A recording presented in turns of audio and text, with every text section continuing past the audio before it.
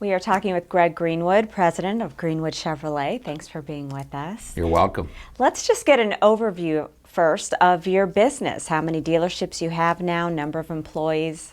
Well, the businesses that I'm primarily responsible for are in Austintown and Hubbard. And in Austintown, we have Greenwood Chevrolet, one of the areas and one of the perennial state's largest Chevrolet dealerships. And in Hubbard, we have what was years ago the Eagle Chevrolet, which is now Greenwood's Hubbard Chevrolet. That's right off of Interstate 80 and Route 7 in Hubbard Township. So both those stores are our stores, and pretty excited to be in the Chevrolet business. And how many employees do you have? About 150 in the Austintown location and close to 50 in the Hubbard location, so pushing close to 200 combined. I know you had told me that your grandfather, Wayne, started the business back in the 1950s.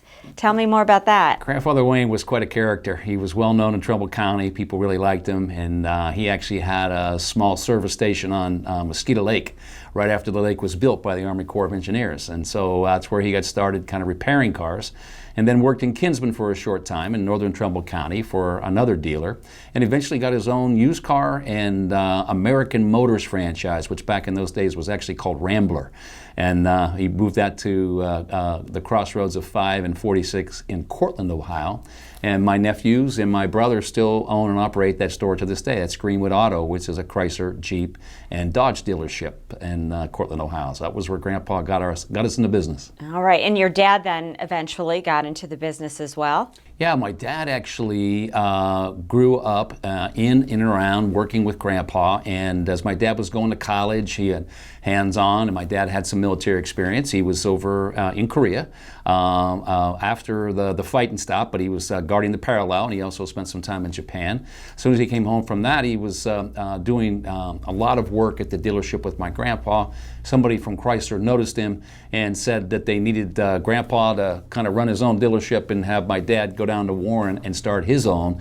They figured that was an easy thing to do back in that day, and as you look back at that, it's not quite so easy when you lose the camaraderie of family and what have you. But Grandpa's done just fine, and of course that's where my dad started his journey, downtown Warren. It's the building that's right across from the Sunrise Inn right now, and it's no longer a car dealership, but that was the very first Bud Greenwood Incorporated. All right, so what was life like as a child? Did you spend much time at the dealerships, both of them or either of them? Well, it was easier to get from where I lived to my grandpa's dealership, so we could stop in and visit with, especially with the car salesmen and the detailers and the activity that was going through that. So that was common, and they had a really nice pop machine. So as a young guy, you'd want to go make sure you'd hit that. Shasta, Fago. Oh yeah, I just remember being able to reach in that machine and pull it out. That was kind of a cool thing, and you could. I wish I had something like that today. Yeah. I think that'd be pretty good for the for your club. Yeah. But that we would get down to Warren once in a while, where my dad's store was at, and just go through it. It was interesting. There was always some project going on. I remember years ago he built a dune buggy for the family, or he had his shop guys doing that, and that was kind of fun to go check up on the progress of that. When he first got into the dealership, his general manager, when he bought that store, was a guy that we did not know, and his name was Bob Eddy. Uh-huh. And Bob's son Chuck would show up there. He just, of course, loved the car business, and their family just recently sold their store here to the Pittsburgh organization, but they were in business for a very, very long time here. And having come here directly from our family store there in Warren.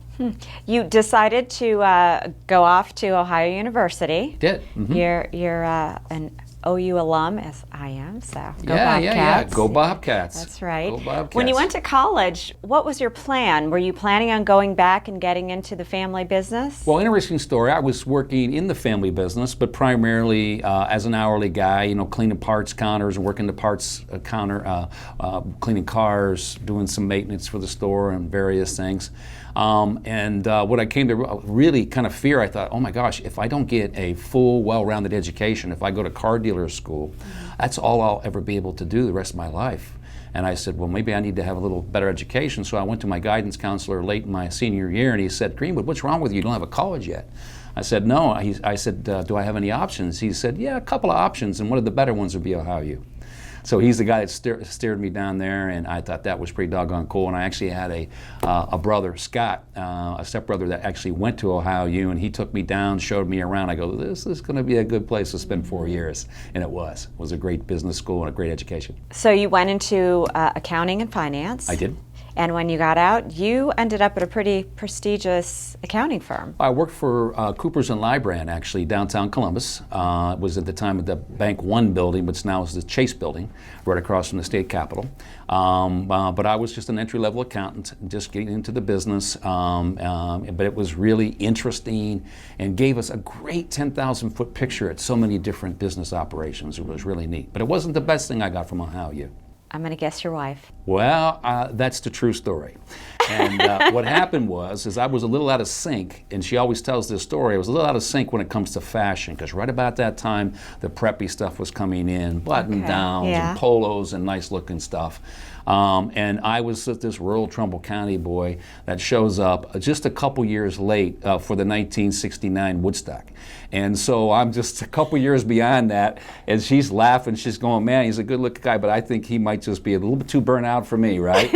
And so thank God we were in English class together in our freshman year, literally, and the guy started reading my papers. And she goes, well, he might be a burnout, but he's pretty smart because he's always reading Mr. Greenwood's papers, and he wants to know what he has to say about this and that. And so one thing led to another, and we struck up a conversation, and we started dating in 1978, and we've been together since. Oh my gosh, congratulations. Thank you. What would you say the important lessons were that you learned either from your dad or your grandfather that you brought with you then to the business? Yeah. Well, my dad, I hit the lottery on both sides of the parenting equation, my dad and my mom, and in different ways. And my dad was just this tremendously focused and ambitious business guy that really, really loved the entrepreneurial nature of the car business. And he loved its fundamentals. I rarely saw him drive a new demonstrator. That was kind of just not what he did. What he would do is he'd walk out back with yesterday's trade-ins, pick any one of them and drive it home dirty, okay, including the pop cans, beer cans, and diapers that people would leave in them. You know, and he just literally would drive it home because he wanted to know what was going on fundamentally on that side of the business, which really is the foundation.